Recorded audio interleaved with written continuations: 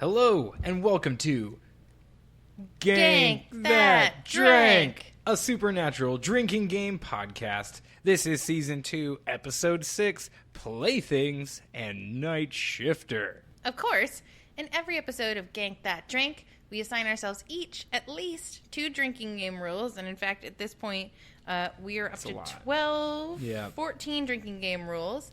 And we play along with 2 episodes of Planet Earth's longest running and handsomest television show, Supernatural. And after we play that game and watch those episodes, we're going to discuss those episodes in their entirety, and definitely while a little bit tipsy, but in our quest to evaluate the perfect Season 2 Supernatural drinking game. Yeah. Evaluate, I'm Chrissy. Conjugate, and I'm Nate. And we are both comedians at National Comedy Theater. And tonight we are watching Episode 11 of Season 2, Playthings. Aired on January 18th, 2007. And we've got Episode 12, Nightshifter. Aired January 25th. We're still in the 3.4 Aired million. on my 16th birthday. Oh, happy birthday. So, spoiler alert, obviously we're going to be talking about all the details of a show you've had more than 13 years to watch. Get on top of it.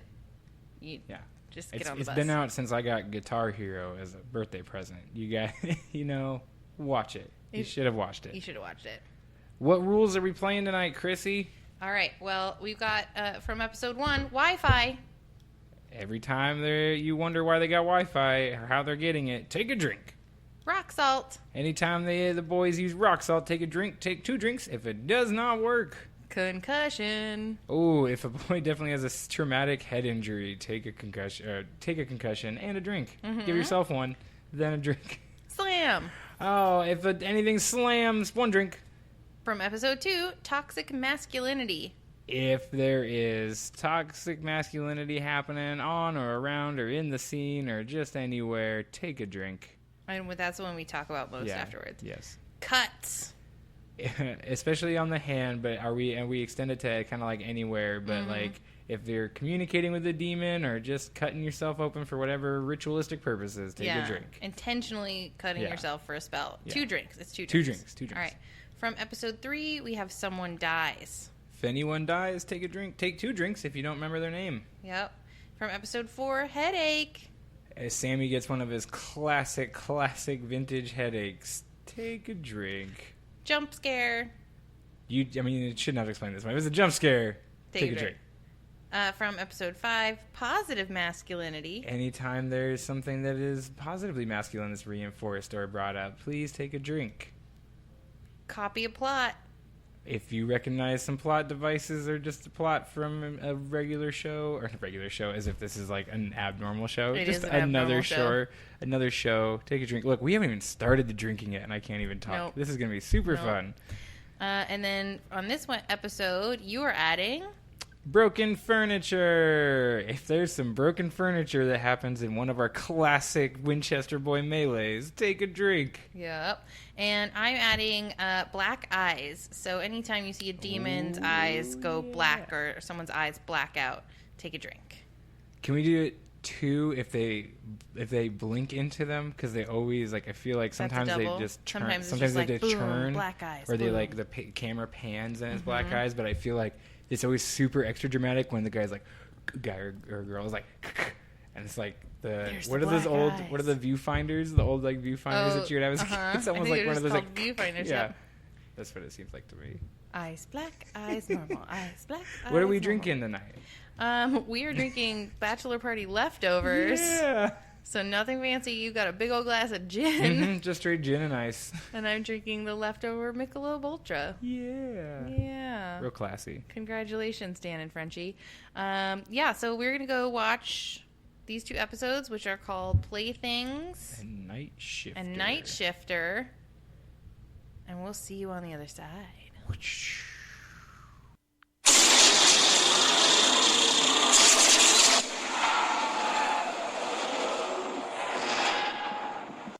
And we're back. All right. 2 skippable Mostly episodes. skippable. Memorable. but still skippable. Right. They both came on. We were both like, oh, yeah, This that's one. right. But obviously not so much so that we were like, I love this one. I love this one. Yeah. I was like, oh, I got to sit through this one. Which one do you want to do? Playthings? I'll do Nightshifters. Okay. So Playthings was our first episode, and this is like basically The Shining. Mm-hmm. It's like their homage. Yeah. Because they didn't steal a To The plot. Shining? They just stole lots of... References. Not stole. They just literally made references to it. So we start with the Pier Point Inn, which is a creepy old hotel full of creepy kids and creepy dolls and a creepy dollhouse, where the doll trips and falls down the stairs. So, of course, its human counterpart falls down the stairs. Then we find Sam and Dean. We get that classic conversation. This one's just full of like all the cliche conversations that the boys have every single time, which is, number one... We gotta just save as many people as we can. Forget about Ava. Like, her 2-episode arc is done.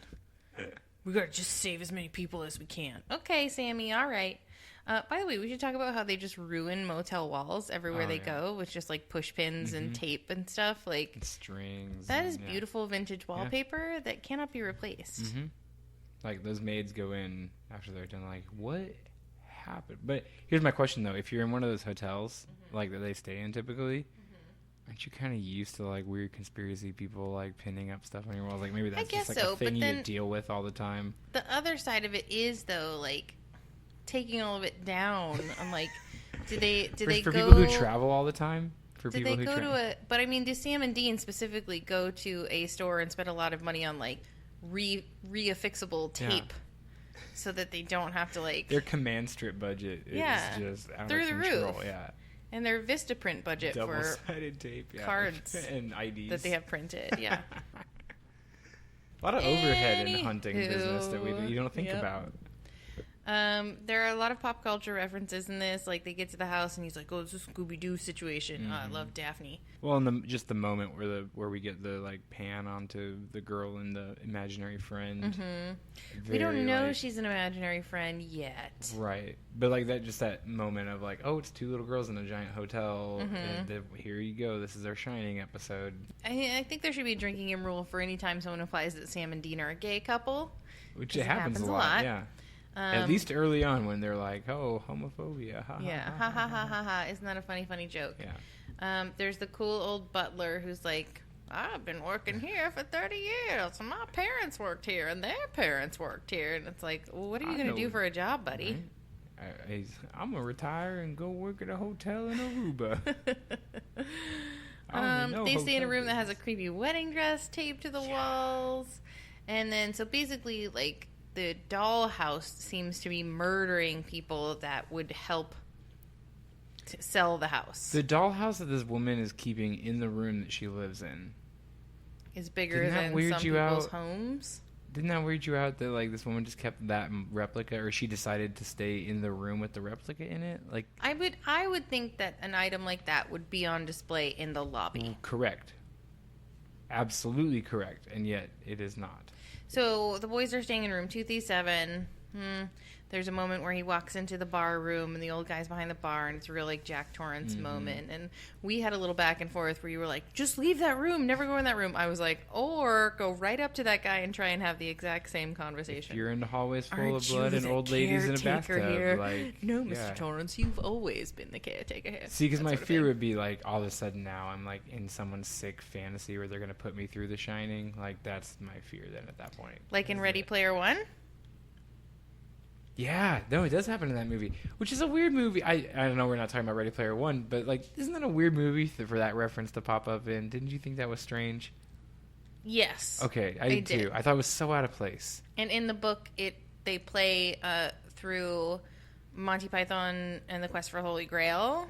Oh yeah. And really, I need to read this book. I believe they quest through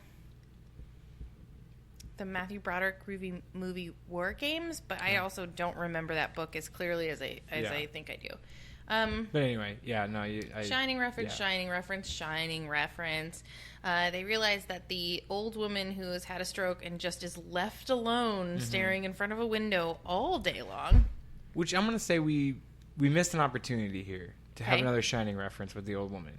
because spoiler alert, she'll end up dying at the end. I know we haven't gotten to the end of the episode yet, but why not make it really cold outside, and the spirit that ends up killing her or whatever has her freeze? Like, if we're gonna go with the Shining references, let's go full on with them. Yeah. I feel like we had some missed opportunities. Yeah, I also think, like, the ghost in this ends up being the little girl who's the imaginary friend, who is the sister of the old woman who drowned in the pool, and the old woman was using hoodoo that she learned from her nanny to keep her sister's ghost at bay from killing people this many years. Right. And then she has a stroke, and she can't keep up with her hoodoo. Yes. So the sister's ghost is like, I'm going to kill everybody. I feel like this was an episode where whoever wrote it was like, I'm going to use all the different supernatural tropes and motifs that are constantly used. So the old person locked away who is, because like I feel like they were trying to constantly throw you off the scent of who you thought it might be, right? Right. Even though from the beginning you like knew it was going to be something to do with this imaginary with the two creepy little girls.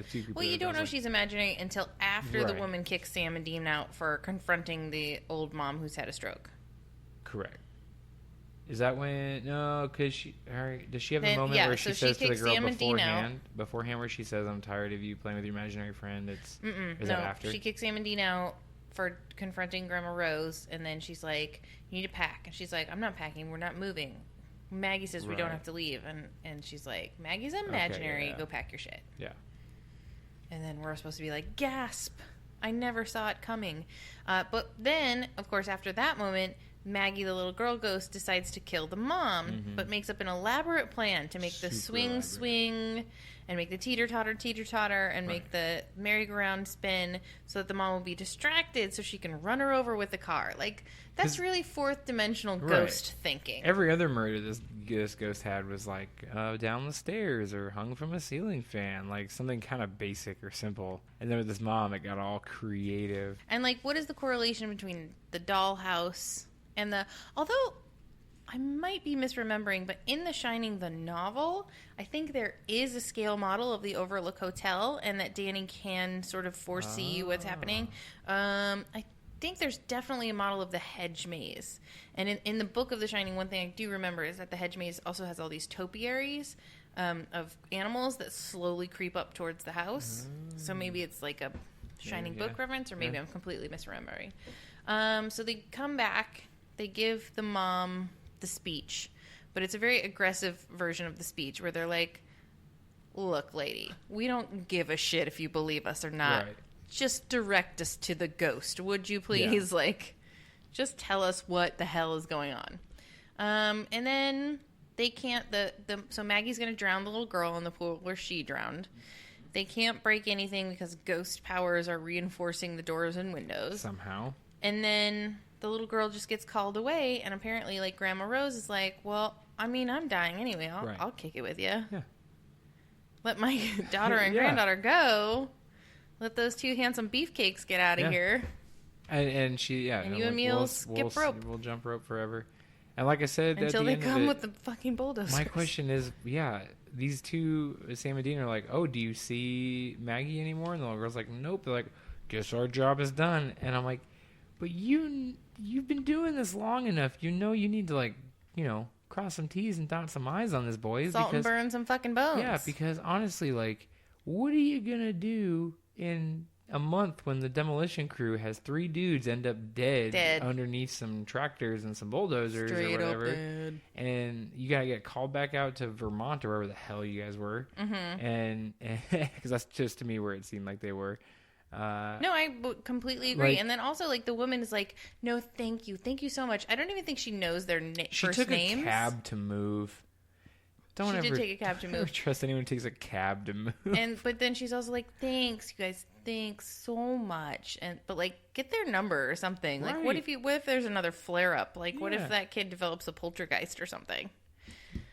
And I feel like these digits. I feel like these two are always giving their numbers to people, because how many episodes start with, oh, we got a call from Rob from Kansas City that we dealt with in 2007. Now it's 2012 and he's called us about something, Maybe we just didn't see it. So at some point they give them a real card that has their real numbers. I don't know. We do get that moment at the end that I like groaned at when she like hugs Sam and Dean's like, "Oh, you could get yourself some hot MILF action." And it's like, we'll talk that. We counted that as a toxic masculinity moment, but like that moment just creeped me out. There's also the moment where Sam gets drunk and is like, Dean, you got. It's the other cliche conversation that they have every time. Dean, you gotta kill me. You gotta kill me. Dad said you had to.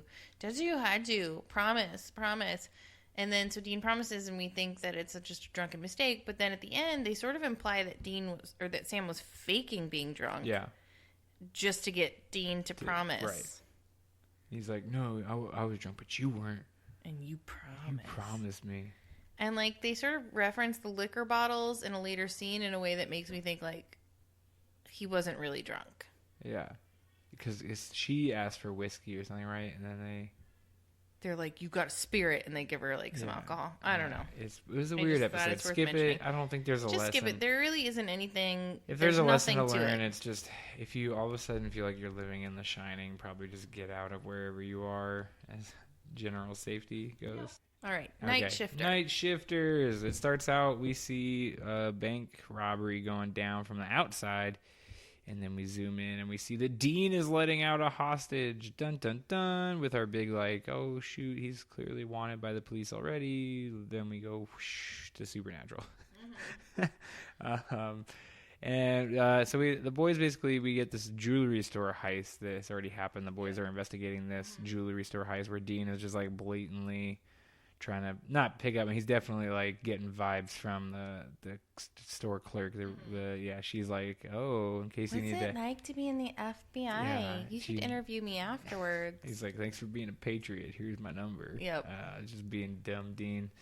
But yeah, we learned that the store was robbed by someone that worked at the store. That was like, I believe they say, a never in a million years type person. There's a quote from the show that Sam has, and so we actually, I think the episode really kind of starts when we meet Rob, our conspiracy, or Ronald. I always called him Rob, whatever. He's Ron, like Ron Weasley. Yeah, Ronald. So there's been a bank that's already been robbed, and then the jewelry store got robbed, and then we're gonna deal with. And there's like a pattern. The pattern is somebody you would never believe who works there. Right. Just goes off the rails, robs the bank, and then kills themselves. Right. So Ron, the conspiracy guy who worked with Juan. Mm-hmm. Ron and Juan, and worked with him at the bank, and who robbed it. And he's like, okay, well, look at the security footage that I got. It's clearly, and this is my favorite part of the episode, because it's these Cybermen. Cybermen is these android men, but he holds up a picture of it's clearly like a tabloid. And it's the Cybermen from Doctor Who on the cover. Well, I whenever I think of this episode, it reminds me of the 2 James Corden episodes from Matt Smith's Doctor run for the 11th Doctor. Yes. The 2 episodes where James Corden. With the baby. There's one with the baby, and there's one before he has the baby. Where he's just like a regular guy who's caught up in the Doctor's. Plays soccer and stuff. Yeah. It reminds me of that, but it's like not as good version. Because it's just a regular guy who gets caught up in their shenanigans and can see through the window. But because Sam and Dean aren't the Doctor, Ronald dies. Poor Ron. He does die. Because he tries to not rob the bank, but for some reason hold it hostage to get the shapeshifter, which he thinks is a Cyberman. Yeah, he does not win the thinking fourth dimensionally contest. Mandroid, he keeps calling it. It's a mandroid. And he but it's funny because every single theory he has about it is correct except for what it actually is. So he's like, it lives underground, so it can recharge, so that and it's like, here's where it lives. It's centered between. So and he's right about everything except for that it's a shapeshifter, not a robot. Right. And so that's why I find Sam's reaction so strange when he finds. So they obviously go to this guy and confront him, and normally in this situation, this is where we get the speech, right? We get you're right. Okay, here's what it is. It's a shapeshifter. We're guys who hunt. Tell us what you know. Right. Tell us what you know. Instead, we get Sam is like, it's just a human. You're seeing camera flares, everything. And I thought that moment was shot in such a way to convince you that Dean is surprised that that's Sam's right. It was because you get the reaction shots from Dean where he's like, "What? What are you doing?" And then even later, Dean says to Sam, "Like, well, you could have just told him, been cool, like." no, that guy would get killed if we blah, blah, blah. You know, it's like Sam is just all over the place in these episodes. And I feel like these episodes were both written and directed by like people who wrote or directed other episodes within season 2. But it just felt like 2 guest writers. Like, they were just like, hey, you want to take a whack at this supernatural show? Even the way they were shot and some of our, like, pans and some of our transitions, like, just neither episode felt like supernatural. Like, maybe it was we're just weird. missing Kripkean manners. Like, Maybe, but, like, it just... I think it was in Nightshifters where there was this weird, like, fade out that then, like, led to a fade in with, like, a big sweeping pan over something that I... And we both said it looks like Gotham. Yeah, it looks like someone's trying to make it look like Batman. Right, which it is not supernatural. Doesn't make sense, yeah. And it was didn't so fit out of with the place. episode. Like, it wasn't a gothic noir type episode. It didn't have that feel. Right. And then even in Playthings, like just some of the dialogue felt wrong, and like I wrote down some of the dialogue. So weird. When they finally, so they learn that it's Dean. So I'm skipping way ahead, and we can circle back. But Agent Hendrickson, who we meet in season 1, shows up and he's like, "Oh, I know all about you, Dean. I know all about you when I'm here, and I know Sam's there, and I know this, this, and this, and like I'm hot on your tail." And he says, "Go screw yourself." I was like, what? Yeah. Why even? That's not.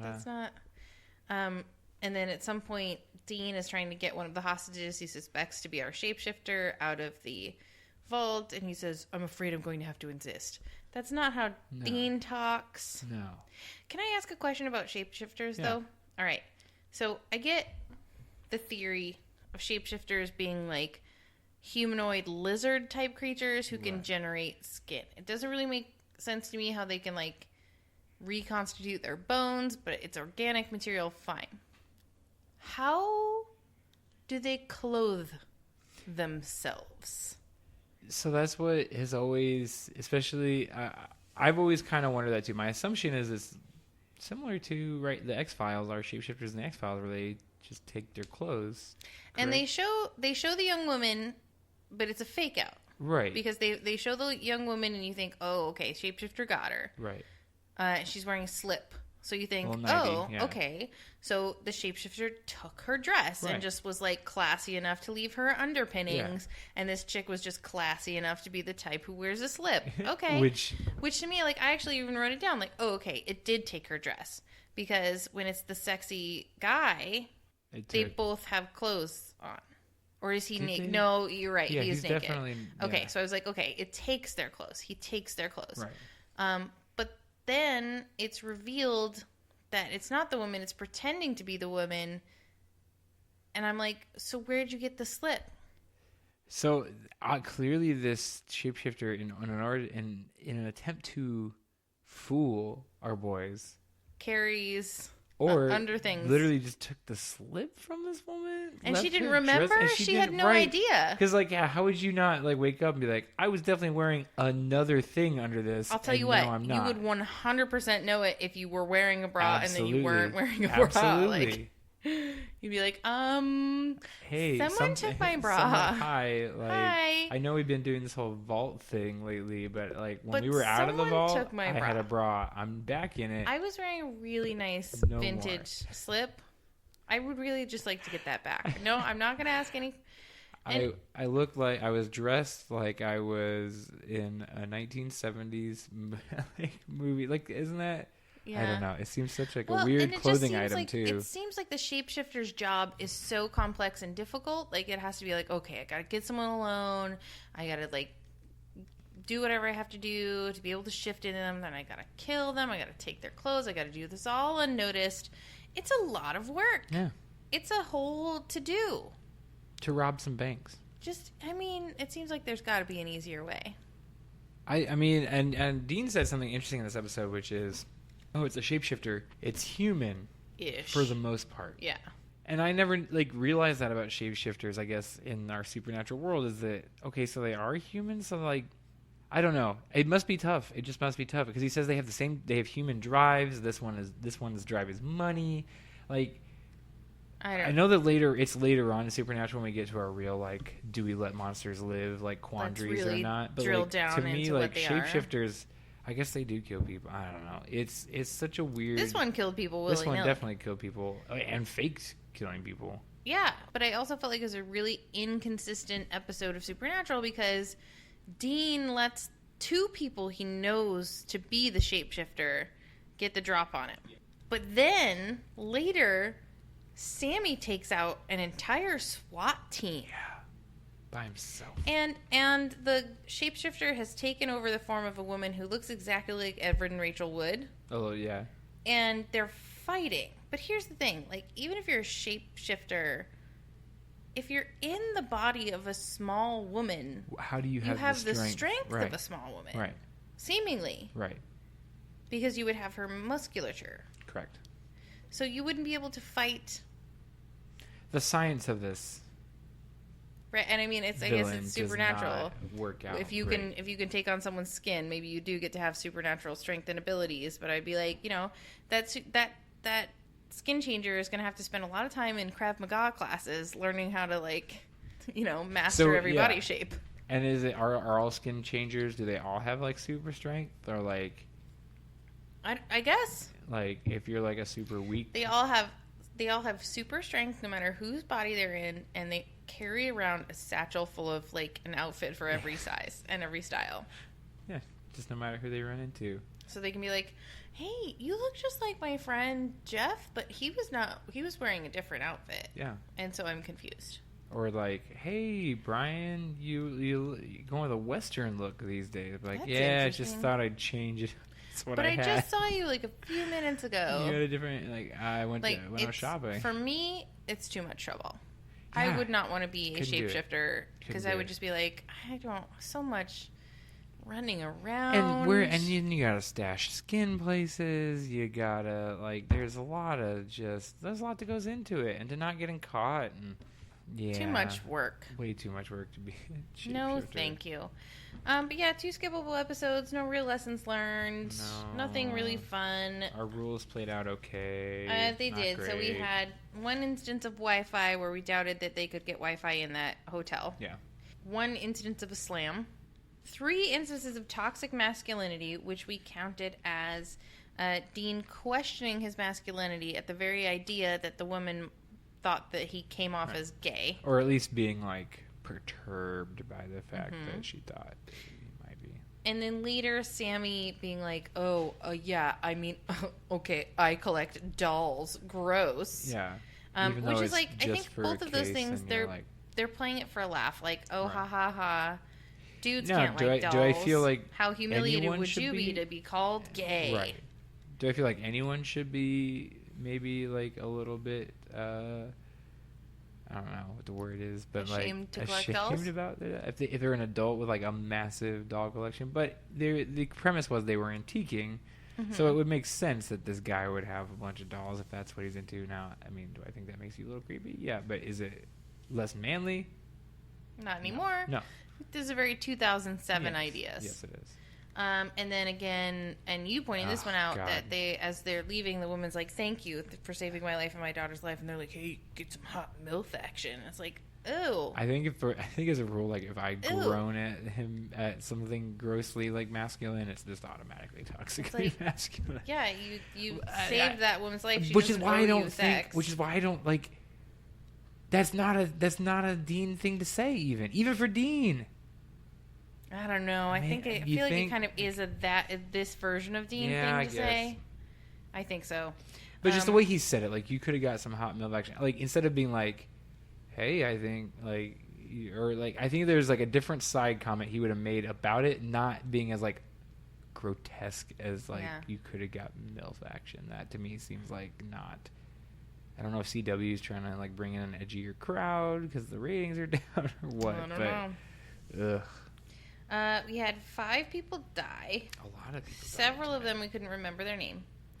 And then we had no broken furniture or black eyes. Nope. All right. Well, those were 2 dumb episodes that kind of make you go, yeah, people were right. Unless you're really into Shining references and or weirdly Gotham-y / Die Hardy kind of hostage. I don't even know what to say about Nightshifters. There's nothing other than you get like a blip into the Hendrix storyline, which obviously comes back later on. Like, not enough of it though. No, and it's not to me a strong enough storyline for you to be like, yeah, let's watch him almost catch them again in season 2. Yep, no fun. Because they're obviously establishing him as a character we're going to see many times. So what's next? Make sure to join us in a couple of weeks for our next episode, season 2, episode 7, where we're going to be watching House of the Holy and Born Under a Bad Sign. Now, aren't those both rock songs? House of the Holy is a Led Zeppelin album. What about Born Under a Bad Sign? It might be. That's not what I'm thinking right now. But House of the Holy is definitely many steps. We'll Google it real quick. Many steps and columns. And then don't forget, if you have a suggestion for Gank That Drank season 2 or even season 3, we're more than halfway through. Send them over to us. If you have a suggested cocktail, if you have a name of a cocktail, we can reverse engineer. It's an Albert King song. Okay, good. So now we're getting into the episodes with rock names. Hell yeah. Or have we've had a few. Yeah, it's an R&B song or like a blues song. And if you played along and want to let us know how it went, let us know that too. You can find out more on mostexcellentpod.com, or if you're in the Phoenix area, you can find Chrissy at Nate at the National Comedy Theater. Woo woo. That's nctphoenix.com. Thank you for listening, and we don't really have any Gank That Drank lessons learned. Nope, but Born Under a Bad Sign was covered by Cream, so that would be your classic rock reference. There you go. There That's we go. our That's your lesson learned learned for next week. We'll see you next time. Be excellent to each other. And party on, dude.